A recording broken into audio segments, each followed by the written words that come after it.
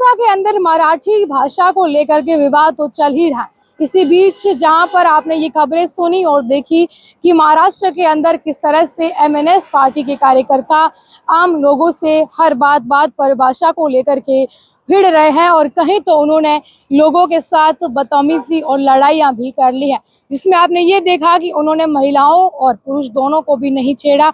गाली गलौज, थप्पड़ मारना, लड़ाई करना जैसी बातें जो है एमएनएस के कार्यकर्ता जो महाराष्ट्र के अलग अलग जगह पर कर रहे थे। इसी के बाद एमएनएस द्वारा राज ठाकरे और उद्धव ठाकरे ने जो इस तरह से एक सेमिनार भी इस भाषा को लेकर के रखा था, उसके बाद लगातार अभी भी महाराष्ट्र के अंदर ये विरोध थमने का नाम ही नहीं ले रहा कि यहाँ पर भाषा के विवाद को लेकर के किस तरह से जहर है वो घुल चुका है। जहाँ पर ये हुआ ये है कि इस वक्त जो है कुछ लोगों ने एमएनएस के कार्यकर्ता को पीट दिया है। बात कुछ इस तरह से हुई कि महाराष्ट्र के नवी मुंबई के अंदर एक कॉलेज के व्हाट्सएप ग्रुप के अंदर कुछ युवक है आपस में बातचीत कर रहे थे। इसमें कुछ युवक जो है वो हिंदी में जो है मैसेज लिख करके भेज रहे थे, तो ऐसे में एक युवक ने मराठी में ये मैसेज किया कि हिंदी में बात करो नहीं तो राज ठाकरे आ जाएंगे। इसके बाद यह विरोध बढ़ गया था व्हाट्सएप ग्रुप पर और फिर हकीकत में ग्राउंड पर भी लागू हो गया।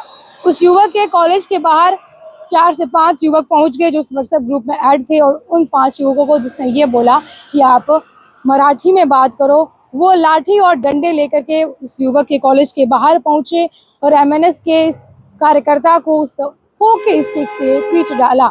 एक युवक ने एमएनएस कार्यकर्ता पर होके स्टिक से उसके सर पर वार किया, जिससे वो युवक बुरी तरह से घायल हो गया। इसके बाद एमएनएस के कार्यकर्ताओं ने इसका कड़ा विरोध किया और उन्होंने यह कहा कि हमने युवक और परिवारजनों से मुलाकात की है, उसका इलाज है वो जारी हो रहा है और इसको लेकर के हम जो है यहाँ पर एक्शन भी लेने वाले हैं। ये वही एमएनएस के कार्यकर्ता है जो भाषा के नाम पर हर दुकानदार को जाकर के धमका रहे हैं और उससे धमकी दे करके कभी जो है हाथ जोड़ करके माफ़ी मंगवाते हुए का वीडियो बनाया जा रहा है, तो कभी जो है वो अरदास कर रहा है कि मुझे छोड़ दो, मैं मराठी ही बोलूँगा। जो लोग मराठी भाषा का विरोध करते हैं उनको डांटा जाता है, डपटा जाता है, यहाँ तक कि उनको पीट भी दिया जाता है। ये एमएनएस के कार्यकर्ता जो ये खुद बोल रहे हैं कि महाराष्ट्र के अंदर किस तरह से भाषा को लेकर के एक जहर है वो खुल चुका है, लेकिन दरअसल तो महाराष्ट्र में जहर घोलने का काम एमएनएस के वो कार्यकर्ता ने किया जिन्होंने एक गुजराती दुकानदार के पास जाकर के उसके शर्ट का कॉलर इसलिए पकड़ लिया क्योंकि वो हिंदी में बात कर रहा था, ना कि मराठी के अंदर। वैसे ही उन्होंने एक मारवाड़ी जो मिठाई की दुकान चला रहे थे वहां पर वर्ली के अंदर उन्होंने उसको यह कह करके उसका कॉलर पकड़ के उसको थप्पड़ मार दिया कि तूने मराठी में बात नहीं की।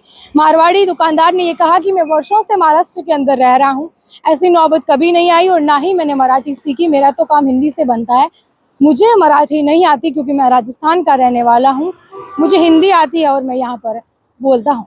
इसके बाद एमएनएस के कार्यकर्ताओं ने उसका वीडियो भी बनाया। वहीं एक लड़की से भी उन्होंने बहस की जिसमें लड़की ने ये बोला कि मैं यहीं पर पैदा हुई हूँ, यहीं की रहने वाली हूँ, मराठी भी आती है, हिंदी भी आती है, लेकिन मैं हिंदी बोल रही हूँ और मराठी नहीं बोलूँगी, आप लोग क्या कर लोगे। ऐसे में कुछ युवकों ने उस लड़की से भी ऐसा व्यवहार किया जहाँ पर उस लड़की के सामने ऊँची आवाज़ में बात भी की और उसको धमकाया भी। ये तरह तरह के केस थे जो एमएनएस के कार्यकर्ता महाराष्ट्र के अंदर अलग अलग जगह पर जाते हैं। ऐसे लगता है उनका काम ही इस भाषा को लेकर के इतना प्रचार बन गया है।